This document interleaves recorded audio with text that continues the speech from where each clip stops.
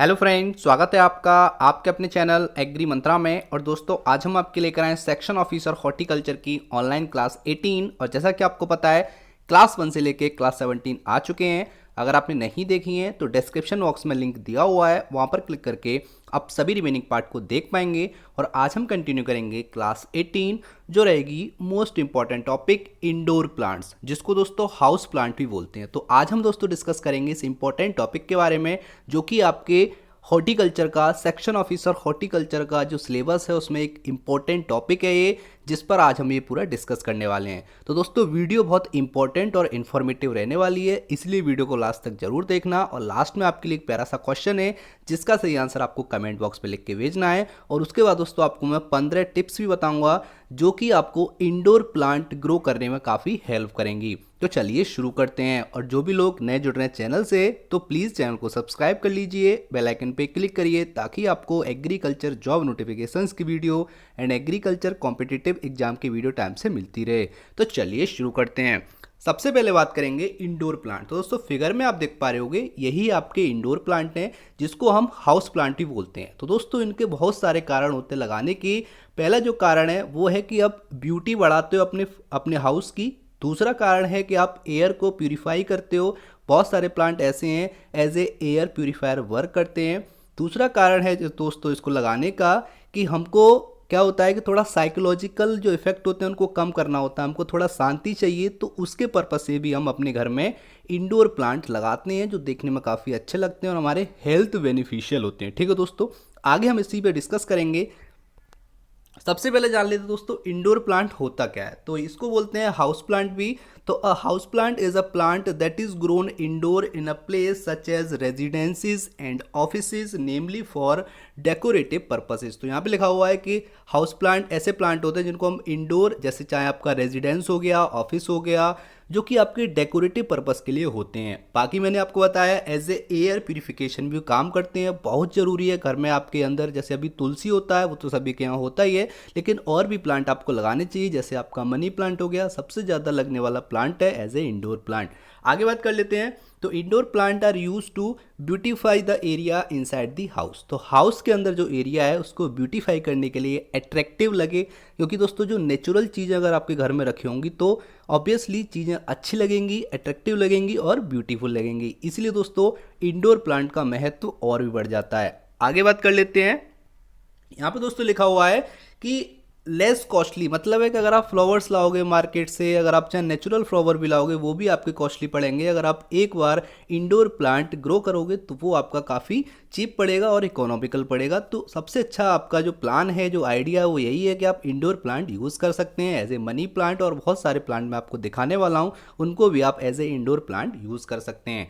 आगे बात करेंगे तो दोस्तों, रोज़ प्लांट हैं आपके, अफ्रीकन वॉयलेट है, मनी प्लांट है, बहुत सारे ऐसे प्लांट हैं जिसको आप अपनी बालकनी में, अपने वरांडा में, कहीं भी आप उसको लगा सकते हैं और अपने घर को ब्यूटीफुल बना सकते हैं। तो यहाँ पे दोस्तों बात करेंगे कि इंडोर प्लांट को कहाँ कहाँ पे लगा सकते हैं, ये मोस्ट इंपॉर्टेंट क्वेश्चन है। तो यहाँ पे दोस्तों है कि जो आपका ओपन जोन है, जहाँ भी आपको लग रहा है कि आपकी जो रूफ के नीचे वाला जो आपका एरिया है, वहाँ पे आप लगा सकते हो। जो बीच में आपके कमरे के बीच में एरिया है, वहाँ भी आप लगा सकते हो। Shade of the tree in front of house, तो आपके हाउस के फ्रंट में जो शेड आ रही है ट्रीज़ की, वहाँ भी लगा सकते हो। आपका जो वरांडा है वहाँ भी इसको आप अच्छे से लगा सकते हो, कोई प्रॉब्लम नहीं है। लिविंग रूम में आप यूज़ कर सकते हो, ड्राइंग रूम में यूज़ करते हो। जैसा कि आप यहाँ पे देख पा रहे हो, ये आपका स्टडी रूम है, वहाँ भी हमने इंडोर प्लांट का यूज़ किया है। और जो आपका स्टडी रूम है वो देखने में काफ़ी अट्रैक्टिव और ब्यूटीफुल लग रहा है। तो दोस्तों बहुत सारे एडवांटेज हैं, वो आपको बताने वाला हूँ अभी। उससे पहले हम जान लेते हैं थोड़े से टिप्स भी। तो दोस्तों सबसे पहले अगर हम बात करेंगे, तो जो आप प्लांट यूज़ करोगे वो थोड़ा सा स्टर्डी होना चाहिए, मतलब सॉलिड और स्ट्रॉन्ग प्लांट होना चाहिए। वो जल्दी से ख़राब ना हो, उसका जो बोल सकते हो जो स्ट्रेंथ है वो ज़्यादा होनी चाहिए, ताकि वो लॉन्ग लाइफ चल सके। ठीक है। दूसरा है दोस्तों कि लो वाटर प्लांट आपको यूज़ करने हैं, मतलब है कि ऐसे प्लांट आपको यूज़ करने हैं जो कम से कम वाटर यूज़ करते हैं, क्योंकि अगर आप ज़्यादा वाटर यूज़ करोगे तो वहाँ पे जो ह्यूमिडिटी है, रिलेटिव ह्यूमिडिटी आपके कमरे में बढ़ जाएगी और आपको वहाँ पर सर्वाइव करने में प्रॉब्लम होगी।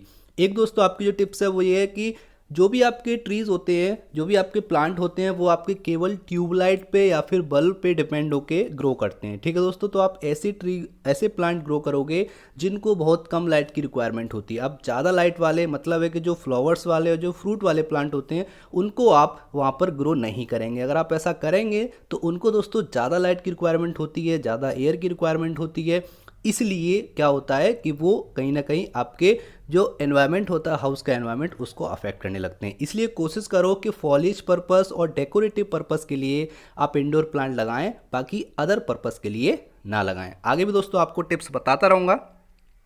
आगे बात करेंगे तो डेकोरेटिव फॉलिज इंडोर प्लांट। दोस्तों यहाँ पे बात की जा रही है कि पत्तियों के हिसाब से डेकोरेट करने वाले कौन कौन से इंडोर प्लांट हैं जिनको हम लगा सकते हैं। जैसे आपका है ब्रेसिया, एग्लोनेमा, उसके बाद आपका है एलोकेसिया, उसके बाद है आपका ड्रासेनिया, उसके बाद है आपका फंस, उसके बाद है आपका मरांटा।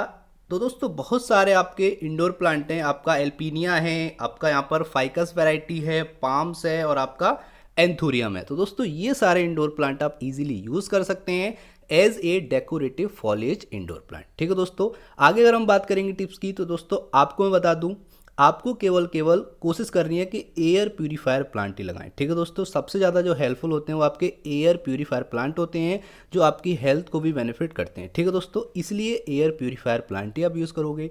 आपको इरिगेशन कब देना है? जब आपकी 1 इंच की जो सरफेस है वो ड्राई हो जाएगी, उसके बाद ही आपको इरिगेशन देना है। ज़्यादा इरिगेशन नहीं देना है, बार बार इरिगेशन नहीं देना है, क्योंकि अगर आप बार बार इरिगेशन करोगे तो वहाँ पर दोस्तों आपका जो मॉइस्चर है वो ज़्यादा हो जाएगा, रिलेटिव ह्यूमिडिटी कमरे में ज़्यादा हो जाएगी। तो आपको वीक में 2 बार इरिगेशन करना है अगर आप इंडोर प्लांट यूज़ कर रहे हैं, मतलब तीसरे दिन आप प्लांटिंग में इरिगेशन कर सकते हो, ये आपके लिए सुटेबल रहेगा।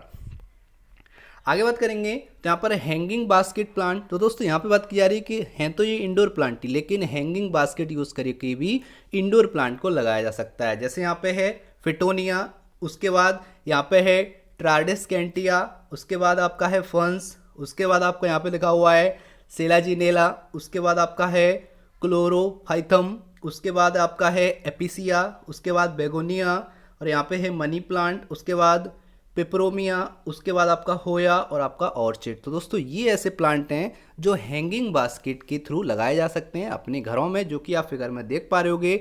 ये भी किसी रूप में आपके हैंगिंग बास्केट पे इंडोर प्लांट लगे हुए हैं, जो काफ़ी देखने में अट्रैक्टिव और हेल्पफुल लग रहे हैं। दोस्तों और टिप्स की अगर हम बात करेंगे तो आपको याद रखना है कि हमेशा जो भी आपकी पत्तियां गिर जाती हैं, जो आपके इंडोर प्लांट हैं, उन पत्तियों को आपको उठाते रहना है। अगर आपकी कोई पत्तियां पे रोग लगा हुआ है, कोई कीड़ा लगा हुआ है, तो उसको आपको काट के अलग कर देना है। पुरानी पत्तियों को आपको हटाते रहना, जो बहुत पुरानी हो जाती हैं, ओल्ड हो जाती हैं, क्योंकि उनका कोई यूज़ नहीं है उसको, इसलिए टाइम से टाइम आप हटाते रहोगे।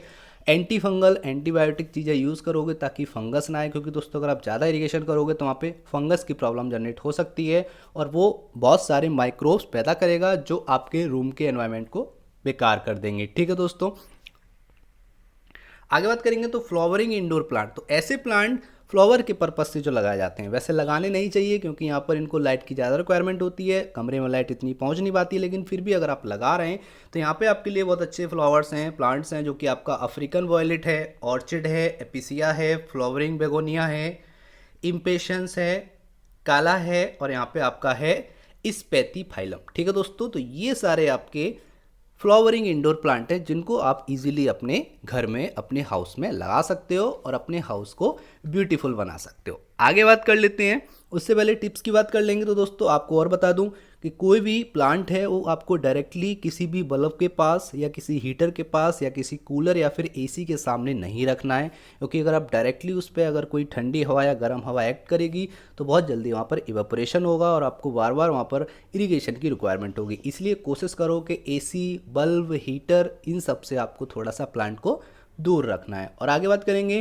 तो आपको रोटेशन करते रहना दोस्तों। मतलब रोटेशन का है कि आपको क्या करना है, कोई प्लांट आपने अगर 15 दिन के लिए अपने कमरे में रखा है तो उसका सेम प्लांट आप एक बाहर भी रखोगे और हर 15 दिन पे आप उनको अंदर से बाहर करते रहोगे। इससे क्या होगा कि 15 दिन वो अंदर रहेगा प्लांट, 15 दिन बाहर रहेगा, तो ऐसे उसका रोटेशन बना रहेगा, उसको न्यूट्रिएंट सारे मिलते रहेंगे, उसको सन से भी एनर्जी मिलती रहेगी जो कि उसको चाहिए होती है और वो आपकी घर की ब्यूटीनेस को भी बढ़ाता रहेगा। तो ये आप रोटेशन यूज़ कर सकते हैं। आगे बात करेंगे तो यूज ट्रे बिलो पॉट। आपको क्या करना है, अगर आप वाटर दे रहे हो, ज़्यादा वाटर हो जा रहा है तो आपकी ज़मीन को, फर्श को बेकार करेगा, इसलिए आपको क्या करना है, वहाँ पे ट्रे यूज़ करनी है उस पॉट के नीचे, ताकि एक्स्ट्रा वाटर ट्रे होल्ड कर ले। तो यहाँ पे दोस्तों है क्रीपर इंडोर प्लांट। तो यहाँ पे बात कर रहे हैं कि क्रीपर्स जो होते हैं, मैंने आपको क्रीपर्स और क्लिम्बर्स दोनों बताए थे, उनको डिफरेंस भी मैंने बताया था। तो यहाँ पे बात करेंगे कि क्रीपर्स भी एज ए इंडोर प्लांट में आप यूज़ कर सकते हो। तो यहाँ पे दोस्तों मनी प्लांट हो गया आपका, यहाँ पे है पैसीफ्लोरा ट्राइकलर, उसके बाद यहाँ पे है आपका है फिलोडेंड्रोन, उसके बाद आपका है पीपर क्रोकेटम, उसके बाद यहाँ पे है सिंगोनियम, वेनिला, साइसस, हेड्रा हेलिक्स और आपका होया। तो ये आपके क्रीपर्स इंडोर प्लांट है, इनको भी आप यूज़ कर सकते हैं। दोस्तों अगर आपको वीडियो पसंद आ रही है तो लाइक करिए, ज़्यादा से ज़्यादा इस वीडियो को शेयर करिए ताकि सभी स्टूडेंट तक ये वीडियो पहुंच सके। यही एग्री मंत्रा का उद्देश्य है। आगे बात कर लेते हैं फैक्टर अफेक्टिंग इंडोर प्लांट। तो ऐसे कौन से फैक्टर हैं जो अफेक्ट करते हैं इंडोर प्लांट को, ये भी जानेंगे। सबसे पहला फैक्टर है लाइट। तो दोस्तों हम लाइट की बात कर रहे थे कि अंदर घर में सूरज की रोशनी नहीं मिल पाती है, वो ट्यूबलाइट या फिर बल्ब जो होता है उसकी रोशनी पे डिपेंड रहते हैं और उन्हीं की रोशनी से वो ग्रो करते हैं। तो यहाँ पे यही लिखा हुआ है कि 8 आवर्स पर डे के हिसाब से यहाँ पर हमने लाइट लेवल चेक किया है। तो 4 टाइप के यहाँ पर एरियाज होते हैं, जिसको बोलते हैं लो लाइट एरिया, जहाँ पर 25 फुट कैंडल से लेके 75 फुट कैंडल लाइट होती है। अब यहाँ पे सबसे पहले बात आती है, आप पूछोगे सर ये फुट कैंडल क्या होता है। दोस्तों ये एक लाइट मेजरमेंट करने की यूनिट होती है, जो कि एक नॉन एसआई यूनिट है, जिसको हम बोल सकते हैं ए फुट कैंडल, और जो लाइट इंटेंसिटी मेजर करती है।